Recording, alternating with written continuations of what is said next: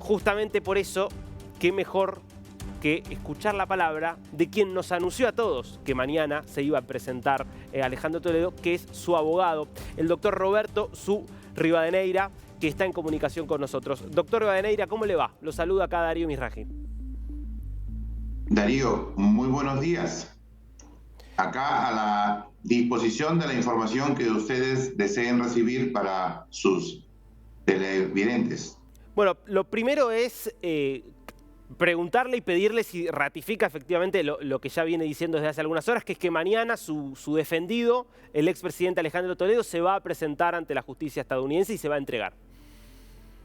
Claro, conversé con el presidente Toledo ayer, hace 12 horas más o menos, y él me dijo que el día viernes se vence el plazo y según el requerimiento del juez Hickson, él se pone a disposición de las autoridades.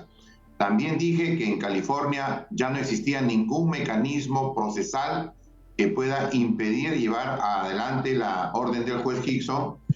Sin embargo, también dejé constancia que había pendiente una decisión que debía tomar la Corte de California, pero en cuanto a la obediencia, el presidente me confirmó que él se sometía. Doctor, ¿qué pasos prevén, más allá de este recurso adicional potencial que recién planteaba, qué pasos se prevén? Digo, una vez que sea detenido, ¿la extradición sería inminente? ¿Podría demorarse y estar un tiempo en preso allá en California? Nosotros estimamos que el proceso de traer al presidente Toledo al Perú es un proceso corto, puede demorar 4 o 5 días, no más. 4 o 5 días. ¿Y qué pasa una vez que regrese a Perú? Todo indicaría que va a haber un pedido de prisión preventiva. ¿Cómo se plantearían justamente frente a un eventual pedido de prisión preventiva? Existe una orden de prisión preventiva de 18 meses que se dictó en el Perú en el año 2017. Esa orden no pudo ser revisada en segunda instancia porque le impidieron a la defensa acceder a ese recurso. Sin embargo, el presidente es extraditado para ser recluido en un penal. Sin embargo, afecciones a su salud que se están evaluando a nivel de profesionales de la medicina podría determinar una petición para que se varíe la medida y no sea de una prisión efectiva, sino que pueda tener un arresto domiciliario. Bien, bueno, habrá que ver qué se determina la justicia. Yendo al fondo de la cuestión, a la imputación contra Toledo, al haber recibido como imputación, sobre pagos y sobornos vinculados a Odebrecht, sobre todo en el financiamiento, por ejemplo, de esta ruta bioceánica de la que hablaba recién, por ejemplo, el ex vicepresidente Weissmann, que decía, yo escuché y vi cómo había sobrecostos de 4, 5, 6 veces, de cómo había muchas irregularidades. ¿Qué argumentos piensa utilizar para defender en este caso a su cliente y para probar en todo caso que no es culpable?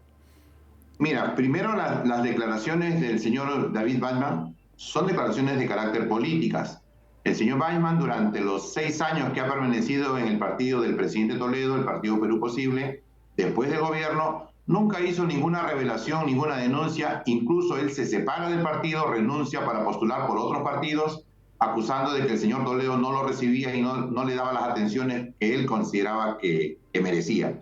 Dicho esto, debo decir que si bien es cierto, pesa sobre el presidente una acusación por colusión y lavado de activos, se le atribuye haber negociado y recibido 35 millones de dólares de la empresa Odebrecht.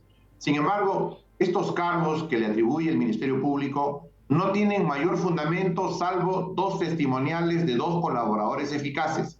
Sin embargo, la defensa sí sostiene que la asistencia judicial internacional ha llegado al Perú de diferentes bancos, donde se ha podido reconstruir cuánto recibió el señor Weissmann de las empresas brasileñas y cuál fue el destino de los fondos.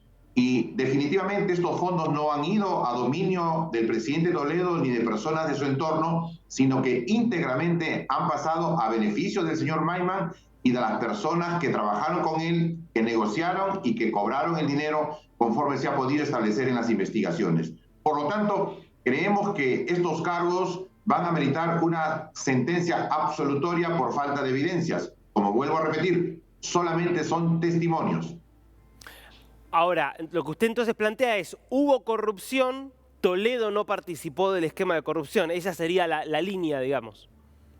Claro, la Fiscalía le dice al presidente Toledo, Barata ha dicho, Barata, el representante de Odebrecht en el Perú, ha dicho que en el año 2004 tú te has reunido con él en una habitación del Hotel Marriott con motivo de un viaje que hiciste a Brasil a una reunión de presidentes y has estado presente en una negociación. Sin embargo, los funcionarios de Estado que han acompañado al presidente de la República, incluyendo al edecán militar que lo acompaña, han declarado que el presidente no se alejó del hotel, no estuvo ausente. Y por otro lado, ustedes lo saben como periodistas, que cuando un jefe de Estado sale a otro país, aparte de su seguridad personal, existe la seguridad del país anfitrión. El traslado de un jefe de Estado genera todo un desplazamiento de fuerzas de seguridad y sin embargo la Fiscalía no tiene ninguna evidencia de que ese encuentro se dio y sin embargo lo acusa al presidente de haber estado presente. Entonces, este tipo de situaciones se van a aclarar en juicio y por eso es que la defensa sostiene que no hay ninguna evidencia de nada de lo que le atribuye la Fiscalía. Ahora, respecto al dinero, ya les informé, la información bancaria es contundente. En un delito de lavado de activos, lo que interesa es la ruta del dinero y demostrar en todo caso que el beneficiario final es el presunto autor. En el caso del presidente Toledo no existe esa evidencia porque el dinero fue a los bolsillos y dominios del señor Maiman y las personas que trabajaron con él.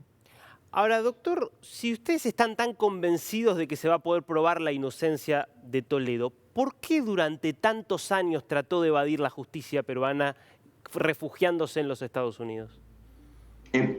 Primero te informo que el presidente de la República, Toledo, no salió del país cuando tenía una orden de detención. El presidente Toledo, después que termina su mandato, se reincorpora a sus actividades académicas en California y en el año 2011 estuvo en la contienda electoral y se fue a Estados Unidos. En el año 2016 viene a pasar Navidad y en enero regresa a Estados Unidos porque se reincorpora a sus actividades académicas. En esas circunstancias se da el caso Odebrecht. El 3 de febrero del año 2017, estando él en Estados Unidos, le abren investigación, le dictan prisión preventiva, le allanan su vivienda, le congelan su fondo de pensiones y se dictan una serie de medidas arbitrarias como prohibir que su defensa apele la prisión preventiva. Entonces, evidentemente, el presidente se preocupó porque además el presidente de la República, Pedro Pablo Kuczynski, el fiscal de la Nación y muchos altos funcionarios del gobierno y de los sistemas de justicia salieron a declarar que el presidente era culpable porque habían creído en la palabra de Barata.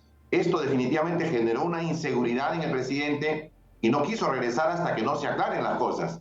Ahora, este trámite de extradición lo está manejando la defensa técnica, que son defensores públicos que le ha puesto el gobierno americano, y muchas veces el presidente no está muy al tanto de los mecanismos y está esperando lo que resuelva la justicia americana. Por eso que si la decisión es el día viernes tiene que ponerse derecho, lo va a hacer. Claro, pero insisto sobre este tema, está claro, ya estaba en Estados Unidos, no es que se fugó ilegalmente, pero si uno tuvo la responsabilidad de haber sido presidente de la nación, recibe una imputación y está muy tranquilo en que esa imputación es falsa y que puede probar su inocencia, es llamativo que pase desde 2017 hasta 2023, 6 años, tratando por todos los medios de no venir a rendir cuentas ante la justicia de un país que yo entiendo que es independiente de la justicia peruana. ¿O usted no cree que sea independiente de la justicia peruana?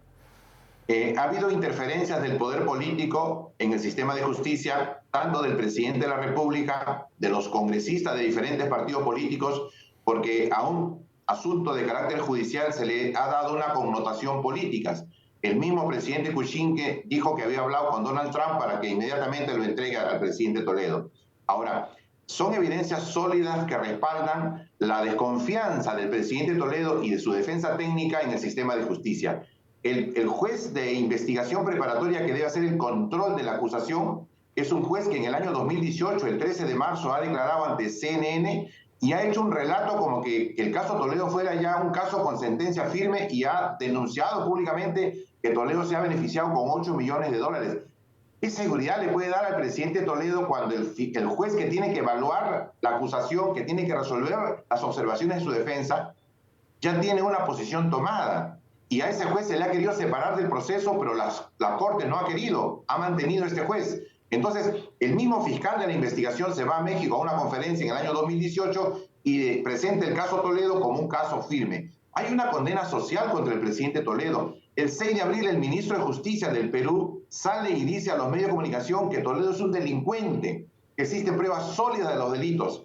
Yo pregunto, delincuente es la persona que tiene una sentencia. El señor Toledo tiene una investigación y tiene procesos en trámite. Ahora, Entonces, doctor, ese tipo de comportamiento sí preocupa al presidente Toledo y creo que tiene razón en resistirse en cierta forma a retornar al Perú. pero si hay tantas irregularidades en la justicia peruana, si es tan endeble la causa, ¿por qué entonces la justicia estadounidense accede a la extradición? Una justicia que tiene estándares bastante altos. Si percibiera que habría algún tipo de irregularidad y de persecución, no lo entregaría y, sin embargo, ha decidido entregarlo.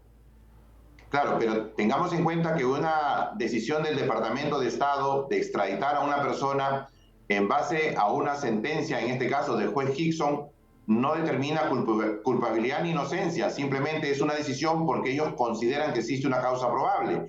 Esta causa probable ha sido discutida por los abogados de California, quienes han sostenido que no hay evidencias que justifiquen el proceso de extradición. Sin embargo, esta decisión ya ha sido tomada y el presidente definitivamente va a tener que acatar lo que resuelva la justicia americana.